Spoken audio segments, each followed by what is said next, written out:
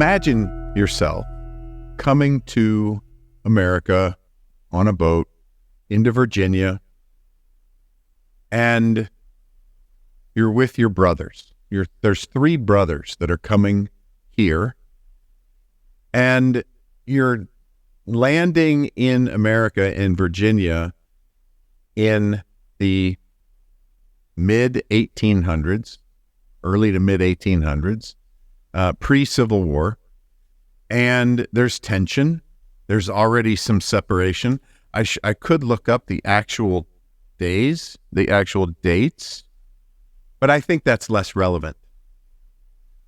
So imagine yourself landing in America and being faced with the issues that were happening in that area and deciding, for all the reasons you decide, to travel west and go find something new. Now, maybe you showed up here and had decided to go there before you landed. And maybe you got here and hit ground and then decided to land.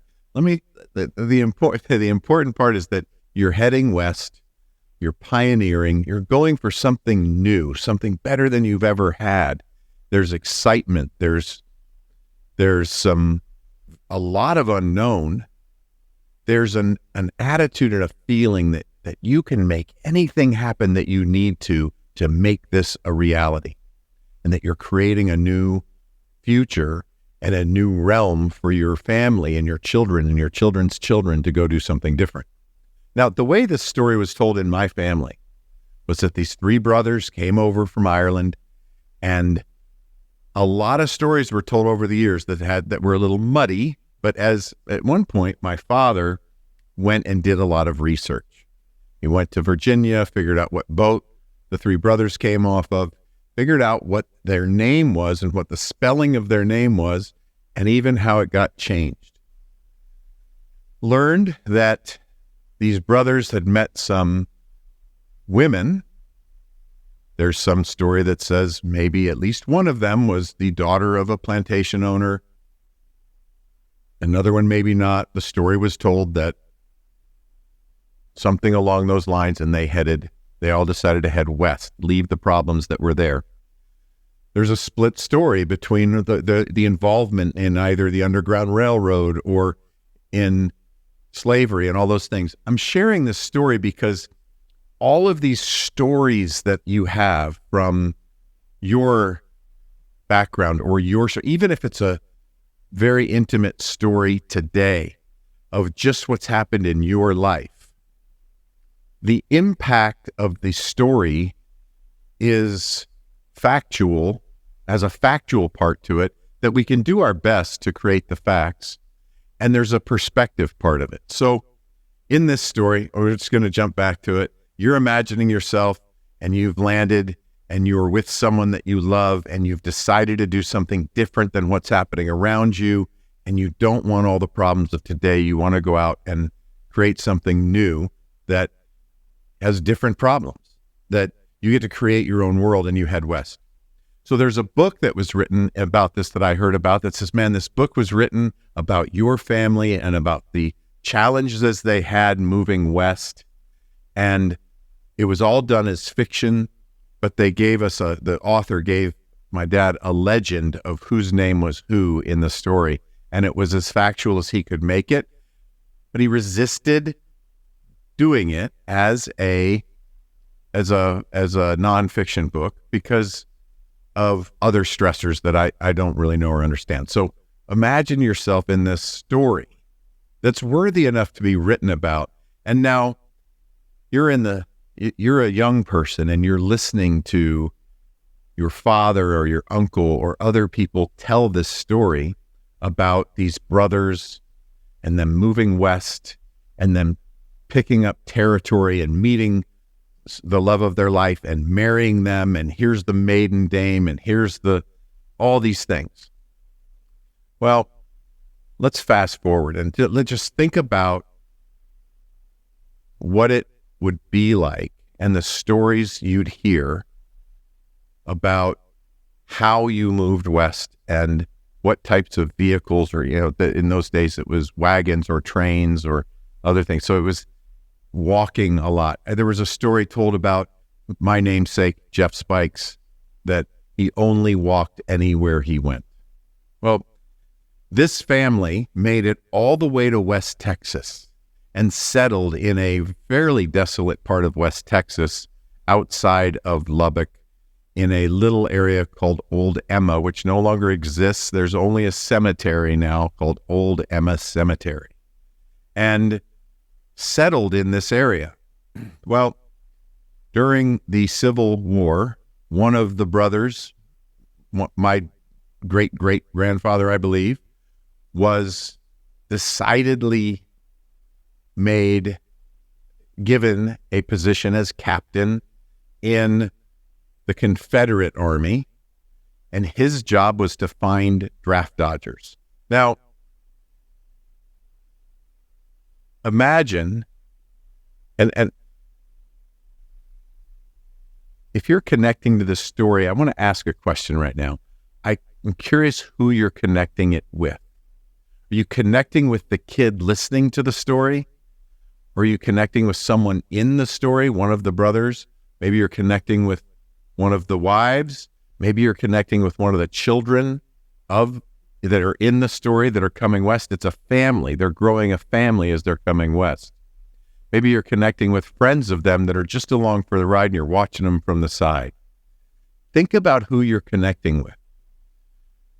And I want to share that I was the one hearing these stories and fantasizing about what this meant, and the stories, the connections my father was making when we were connected, because my father and I were disconnected for a number of years, but when we were connected, the way he told the stories was connecting me with a purpose of letting me know that we come from grit and determination and tenacity and values and family, and that it was tough to do, but you had to make decisions. And I remember feeling somewhat judgmental about some of it so I'm telling this from the perspective of the kid listening and hearing these stories with big eyes and wondering what it means. And I had heard stories from much of my family. Most of them were told about the men, about what the men were doing, about what they accomplished, and all these other things.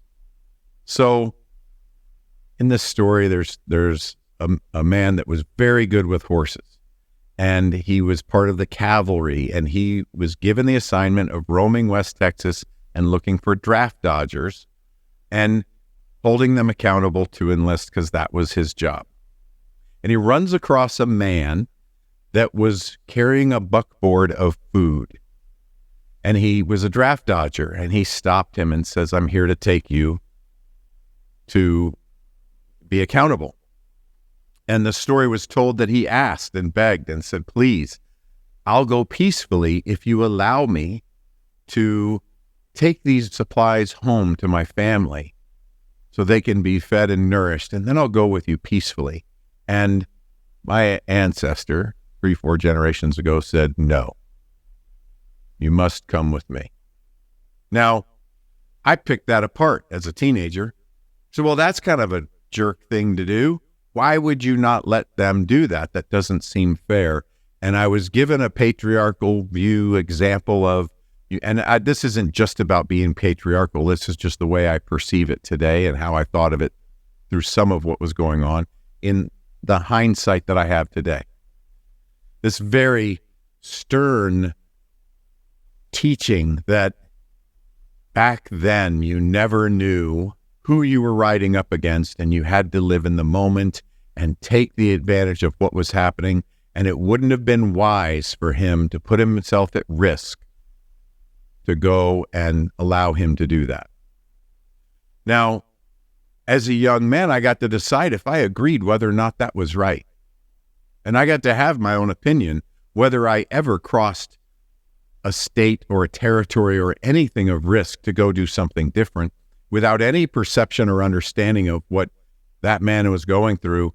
I judged immediately that that was wrong. You should have fed that family. You should have made sure that family got fed. There was some way you could have made that happen. Okay, so that was my perspective. And an important key note there is that I wasn't listening from believing the perspective that that person had and the way the story was told about that person. Something you can do today in any situation you're in is to tell a story. It's to listen to a story from a perspective of someone and just believe their experience. If someone tells you a story of what they've experienced, there's no argument, yet we tend to say, well, I don't know if I would have done that, or I'm not sure I think that was right. But if we're hearing someone's experience, that's all it is. All we can do is believe them that that was their experience and then connect with them further if we choose. And that is a really healthy way to stay in relationship and conversation today, allowing more conversation to be had, but creating that safety of belief and understanding and compassion in that situation. So now, in this particular case, this man became very upset. There's no story told as to whether or not that was a good or bad decision, whether or not there was any validity to it. It was time to move on in the story and talk about what else had happened. Well, here's what happened. At the end of the Civil War, the gentleman who was captured or taken to serve in the war did that and lived, and when he came back, had a grudge against the captain who took him, my great-great-grandfather, and started a feud, started a grudge, trying to get back at him and take revenge and do other things. So pride and retribution and other energies became very important and became the gist of the story. And this man, Sam, was the bad guy. He was coming after John, my great-great-grandfather, who was the good guy because he was doing what he was supposed to do. Of course, I'm not sure that that's how it was told in Sam's lineage. That's how it was told to me.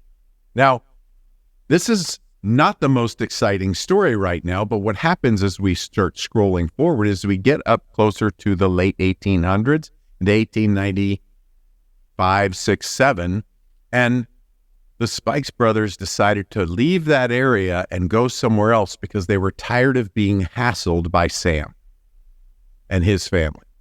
They were choosing to go elsewhere. See, Sam had enlisted some people with the XIT ranch who had deputies and had teamed up with them and were deciding to give our family some troubles.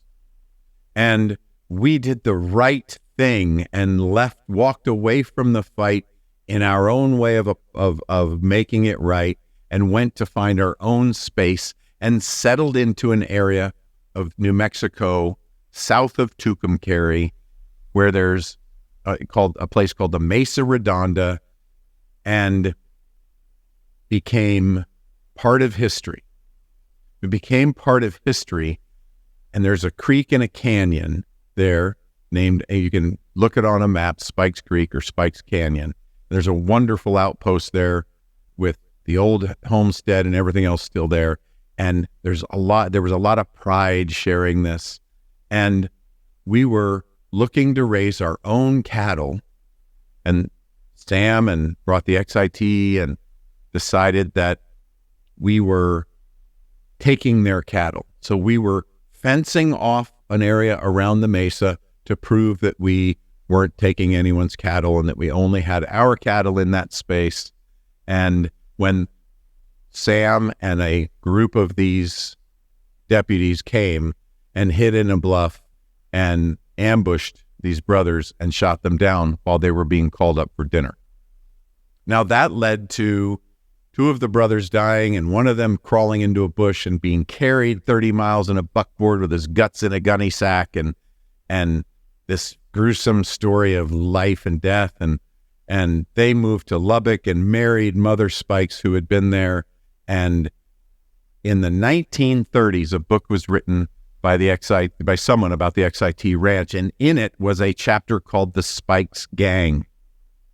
And the Spikes brother that lived was offended, and his pride was hurt, and he was upset and angry, and he fought. He took anything he had and fought it in court. and took them to court and said, you must remove this book from anywhere it is and bring it back and remove that chapter because we were not a gang. Now, I'm a little kid going, hey, wait a minute. I kind of want to be a gang. I like the idea that my ancestors were a gang. That's cool. And as my dad and as I read, and there's other stories being told, these stories are told about how we did have a gang that hid up in a cave up in the canyon above us, and that was the Henry Hawkins gang. And other people would come, passerbys would come, and that we were being accused to be associating with them. And my dad would say, I'd say, well, why were we doing that? And what's wrong with being a gang? I think it would be cool to be, to have that in our history. And it was, no, son, your name is what's important, and all these other things. So this story's been told over and over and over, and with pride and with all kinds of things. My family lived all through eastern New Mexico and Lubbock and Amarillo. My grandfather became something with Ford Tractors in Amarillo and all these things. And I was told these stories, these great stories of Texas and cowboys and pioneers, and it all seemed really, really cool. And I'm in my early 30s, and I get an opportunity my dad had done a ton of research, and I had an opportunity to go to this ranch and visit and see where it all happened. And we were actually going to assist in a cattle roundup in the same spot where my ancestors did it over 100 years ago. And I was excited. And I'd heard this story my whole life, and I'd read this book the best I could about this entire movement west and all the people involved and all of the things that happened and the pride and the grit. And I was told the story about how this book that they called the horned version of this XIT book had become the most valuable book in Southwestern history. And that we won in the court battle. We won, and we were able to have 1,000 were recovered, and they reprinted without that chapter. And the 1,000 that were recovered became the most valuable books. If you can get your hands on one today, I have no idea what the value is now. They're known to be one of the most valuable books of Southwestern history if it's the horned version. A play on cattle, in that you either have horned or dehorned cattle, and horned or more dangerous. So the horned version has the chapter of the Spikes gang, and the dehorned version does not. It was also mentioned that the man, the Spikes brother, who lived and who married Mother Spikes, was associated, he spent any money that they had fighting this battle, but they won, and that was what was important. So I have this amazing opportunity, and I'm a girl dad. I'm the father of 2 amazing daughters, and at the time I was married to their mother, and the 4 of us drive out to Tucumcari, New Mexico, go the 30 minutes south to find the ranch that this is on, and stay there for a couple of days and get to know the people that own the ranch and do the roundup. And during this time, we get to go visit the actual homestead and hear the story and listen to locals share what they remember. Some elders had come and to tell us and share some stories with us of what they remember. And we visited the museum and did all these things. And here's what happened. Here's the interesting thing that happened that day. Now, I'm excited. I had healed a lot of things with my father.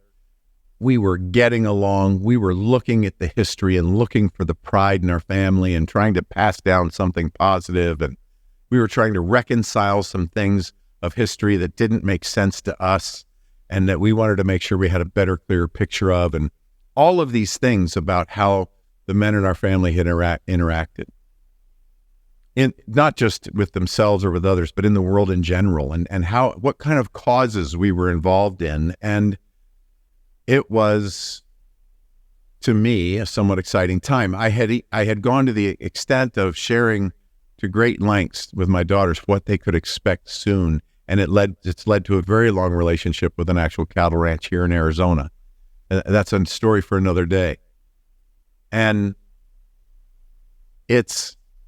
so we go to the ranch, and it's the day to go and drive out to the homestead, where there's a huge Cowboy Poet Society event center, which is pretty humble, but it's a large concrete slab with a small outbuilding on the end of it, and it's all covered. And in that small building is where they have cooking and all the different things they need to do these campouts. And Cowboy Poet Society would do a major event there every year, and it was a very romantic, cool place to do it. It's a beautiful spot of the country, by the way. And as we get into this, they start showing us the homestead, and they start talking to us about what happened. And they paint the picture that everyone had been out, that the three brothers had been out building the fence.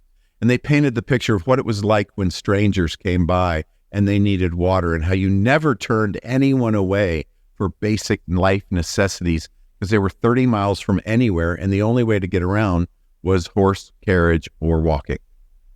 So no matter who came by, you wanted to be hospitable enough to stay out of conflict and give them what they need and allow them to keep passing. You wanted to be neutral. Well, the brothers are out building a fence to protect themselves and to prove to the world that we were honest and ethical and strong people. And the XIT deputies with Sam came around and hid in this bluff, and they explained this to us of how this happened. And they explained to us the purpose of why they built the barn the way they did, and how the house was built, and what direction it faced. And up this hill to a bluff, they talked about Mother Spikes walking up to call them in for dinner, for supper, holding my grandfather as a 1 or 2 year old and carrying him up this bluff to overlook and call them in. And she sees this entire ambush happen. And I'm standing on this bluff listening to the story, holding my daughter's hands and listening to this story of these three brothers being ambushed right before her eyes as she's calling them up for dinner. And this overwhelming wash of reality came over me, that the story all along was about Mother Spikes. The story all along was something entirely different. And I'm holding my daughter's hands and saying, this has nothing to do with the strength of men.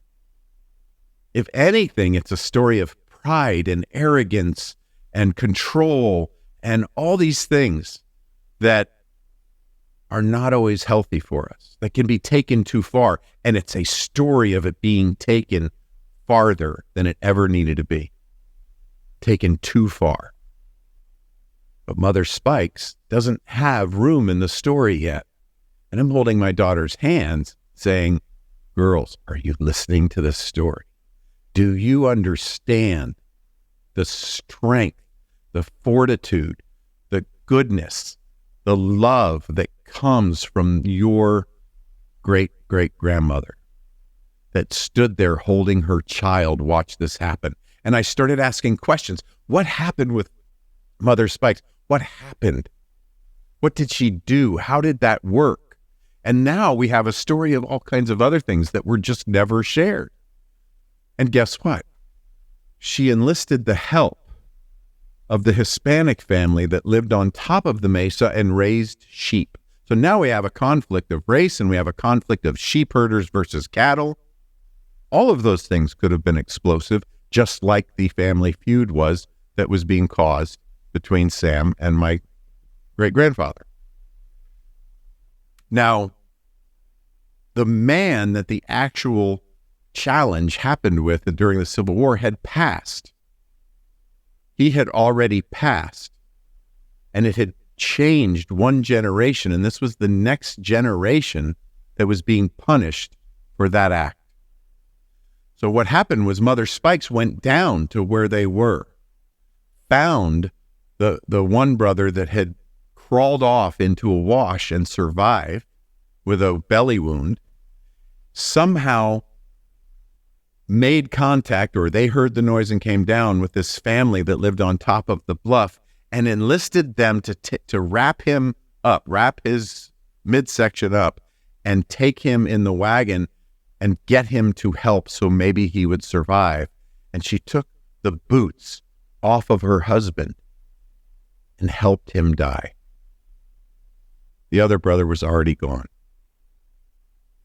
Now, over the next year or 2 years, Mother Spikes managed making sure that the brother was being healthy, was getting healthy in town, as she handled everything she needed to. She had chosen to sell the ranch, sell the cattle, get off of that homestead, and move everything into Lubbock where they could live a different life. And I'm asking you now who you're relating to in the story. Are you relating to the father standing on the bluff holding daughter's hands, realizing that they get nothing if we don't tell the whole story? Are you relating to the girls wondering what the heck? They're young. They're not necessarily understanding the cultural significance of what's happening in the moment. I don't know that anyone else in that group really got it. I'm not sure who got it. I was feeling compelled and motivated and just impassioned with ideas around how important it is to tell this, to share this in this way. And it's taken me about 30 years, 25 years to actually now share this story in this way, to start making it more of a public ideation, to talk about and try and deliver and relate. And the idea for you is maybe you're relating to the guy that was in the ambush that was a second generation that's taken the shit for someone else, that's holding the bag, holding the weight of the problems that were passed down and now paying the price. Maybe you're relating to the mother holding the baby, watching this all happen, that's carrying how much more weight than that? And what type of strength did you have in that moment, if you're her, to be able to help the person you love pass as peacefully and calmly as possible and know they're loved? It said that she took his boots off and helped him die. And it comes out that she's the reason that we were always kind to every passerby, and why the Henry Hawkins gang were known to have befriended us, because we never did anything other than give them base necessities they needed as they passed. And there's stories of other people passing that area. There's stories of how, if it had been up to the husbands, they wouldn't have communicated only as needed to the family on top of the mesa. But the mothers communicated and kept peace and gained understanding and had the compassion to support each other as needed. Did we survive because of this pride of men and the dirt and grit and need and strength to get across the plains and to get into the space that we were? Sure. Yeah, that's true. And did we survive and have the strength because of the nurturing, strong, emotional frame of this woman and other women she was connected to, that were able to manage everything going on in the way that they did? Absolutely. I had only heard the one way, and I had something to hand down to daughters. And if you're committed to handing down something different and you're looking for ways to do that, something like this could hit you like a ton of bricks. Something like this could wake you up and rattle your cage and have you realizing that there's something different. And here's the encouragement. You guys have been great about providing feedback. The intention is to tell this story as many ways as possible to find the right combinations of timing and strategy and inflection and everything else to be able to tell this story, to help people hear the emotion of standing there as a mother with a 1-year-old and watching this happen, and the experience of a young man, young father of 2 girls, standing there realizing that he was handing down something that was leaving them out, and changing that story to be more accurate and help those girls see, feel, and experience what was happening for that woman, their great-grandmother. And we're all connected, so you can use that great-grandmother as your own. But the point is, Mother Spikes didn't have a lot of power in the relationship to make as many decisions. In absence of them, she made decisions. But the decision to be in a feud or heal the feud, she had no power or control over.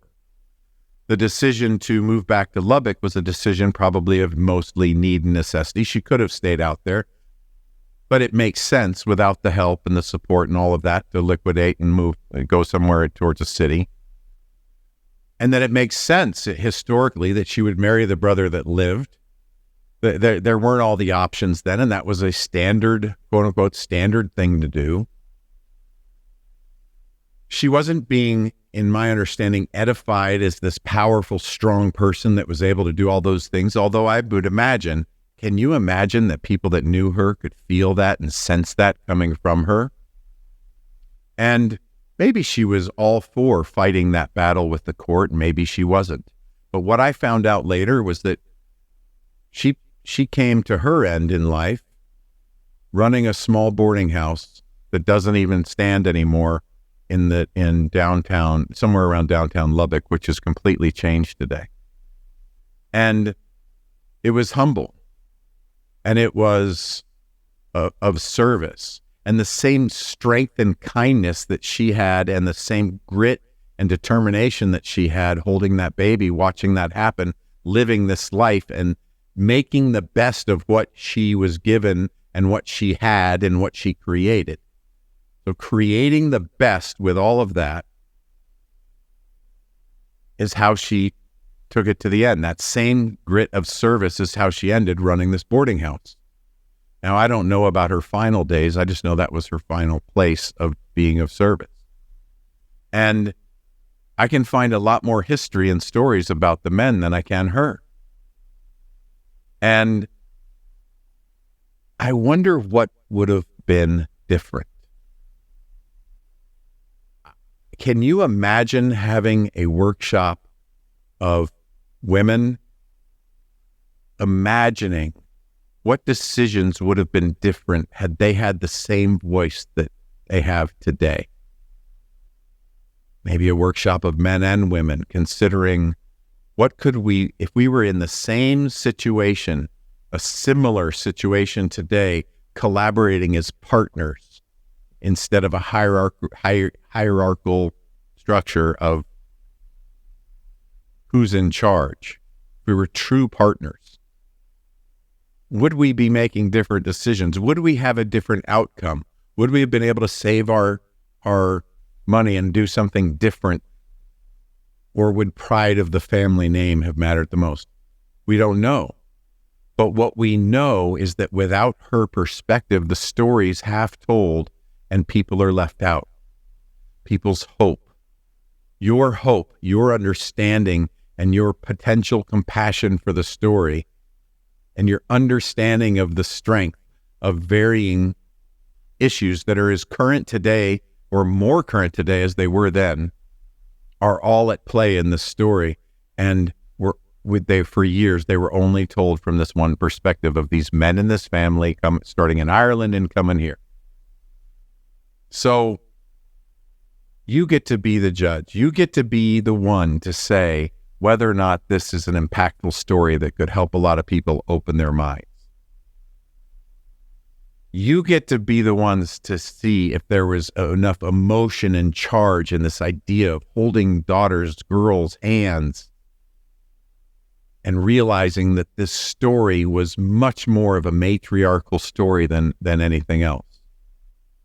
And how does it change the story if told from that view? And you get to provide the ideas and the feedback and the thoughts around how we can open up and listen to others. Because a conversation that came up with a bunch of elders near Tucumcari that week was questioning what was going on with Mother Spikes. What was she thinking? What was she feeling? What were her attitudes and her thoughts and her opinions of things? And there were some amazing considerations to be had. Some absolutely incredible, amazing reactions. The pain she endured in loss, yet the determination she displayed in getting things done. She didn't have a TV to flip on. She didn't have all the distractions to help her avoid healing. And she had responsibilities that she was automatically responsible for that affected many other things. And she didn't give up, and she kept plugging away. She continued with the mission to do as best as she could for herself and her children and her family. So the people that we started asking questions to about her said, oh, it was different times, and she just did what she had to do. That's how it happened then. And it's not about recognition, and it's not about all those things.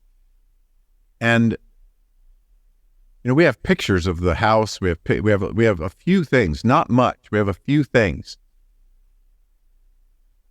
and I don't have a picture of her, but I do physically. I don't have a picture of her on paper, but I do have a picture of her now in my mind. And I wonder what would have been different had she been in charge of more of the voice. Would she or could she have healed something with that other family? Would she have been able to do something different and create peace? Would she have had some other way to help them reconsider their aggressions because she would understand and apologize? Would there have been something more capable if John had gone back to his family and said, go help this family? What if he had controlled it and said, well, let's go get my family and they'll deliver the buckboard and we'll make sure that everyone's safe? What other options would they have had? Maybe they're all extremely unrealistic. Maybe they were in other parts of so far apart that couldn't have been done. Maybe is what you get to consider to decide what could have been different. And more importantly, what could be different today if you decide to listen to other people differently? If you're a man and you decide to listen to the women in your life, let's throw that out the window for a minute. Let's just say that if you're anyone and you decide to listen to anyone across from you, from a perspective of just wanting to learn about their experience and gain understanding into them and their situation and what they're facing. Because the pressure to hold these stories in a certain light that's popular or common or uncommon or makes us extraordinary or gives us the pride and the ego and the greatness that we believe it does is really in that gaining of understanding, because in the power of her understanding the family on top of the hill and the power of her understanding the importance and being able to connect back into a city and the power of the understanding of her being able to connect as a woman into actually selling things and doing things that mostly men were doing. So that was all from her perspective, her way of doing things. And I guarantee you she had a different perspective and a different understanding. There was one story that someone said that nobody was going to buy the cattle from her at a fair price because they wanted to take advantage of the situation. And she was able to navigate that and gain the alignment with others to be protected and to get a fair price for those cattle. What type of thinking and what type of experience does it take to do that rather than just get mad and give up or get frustrated and do something different? And again, back then she didn't have the distractions that we have today. So call to action here, the point is consider what you're valuing. And if you're valuing people, and if you're valuing connection and relationship, and you're valuing family, consider listening differently. Consider listening from someone else's perspective. And when you don't understand, stop questioning it from your perspective and lay that aside and consider whatever you're hearing from their perspective. And if there's difference, consider how to close that gap of difference and gain from the multiple perspectives. Gain and find the balance of multiple viewpoints and multiple experiences. Gain in how to be more beneficial and impactful for others. You may be so quick to throw out fun, sarcastic statements at one another and just have fun with issue-oriented stuff that is fun to throw out in language on some days. We never know who's listening. Pay attention to who's listening and think about, who do you want to be? In an earlier podcast, I challenged you to think about all of your behavior in a vacuum and absent of any reason for that behavior, and look in the mirror and ask yourself if that behavior is acceptable to the person that you want to be. And if the behavior you're participating in is an example of who you want to be, keep going. But if it's not, if it's attached to a excuse or a reason, even if it's a valid reason, yet the behavior is not who you would really choose to be on any given day, that's time to do something different. Many times, we're coming from a position that if we just considered it from a different angle, it might be a different answer. And I want to acknowledge and recognize any of you that are already in the middle of this thought process. If you're already in the habit of listening to each other as partners, life partners, if you're already looking at things from that perspective of understanding those around you and that their raw and authentic experience and thoughts and feelings and opinions are valuable to you, my hat's off to you. And we are like-minded. Because when we choose to take that stance of ownership and be the person we are going to be, regardless of the circumstances around us, we get to win. We get to be elite. We get to leave mediocrity behind and stand strong in a standard of living that you believe is right for you. And you can stand in kindness and gratitude and compassion and understanding. So you get to decide. I mean, it's very exciting to me to think of getting feedback from you and to get some kind of understanding. I intend to learn to share this story in many different formats, in 20 minutes, in an hour, in 45 minutes, and bring in a lot of other stories and facts and figures and other things to make it, and pictures, and help open people's minds, help open your mind. So if your mind's been open today just a little bit, it will go, wow, how are we thinking about stuff? Great. And either way, let me know. Send me a DM, a chat, If you have a way to improve on this and help make it a better story to impact more people and help us realize ways to think and talk differently to each other, bring it on. For all of you that are already collaborating and providing feedback, thank you. I'm extremely grateful to have you in my life. For all of you listening, I look forward to speaking more again and hearing from you as well. Thank you for joining us for another amazing episode of The Point with me, Jeff Spikes. The greatest compliment you could give me is liking, loving, and sharing this episode with all your friends. So please, if you're on Spotify, iHeart, or iTunes, leave a 5-star rating and review. If you're on YouTube, like and subscribe. Make sure to tag me. I love hearing from you, the listeners of this show. The links for all my social and iTunes are in the show notes. Also, if you'd like to engage with me in anything related to my coaching, consulting, speaking, or programs, please visit jeffspikes.com for everything you would need to know to engage with me offline. And lastly, thank you for your time, your attention, and your consideration. This is The Point.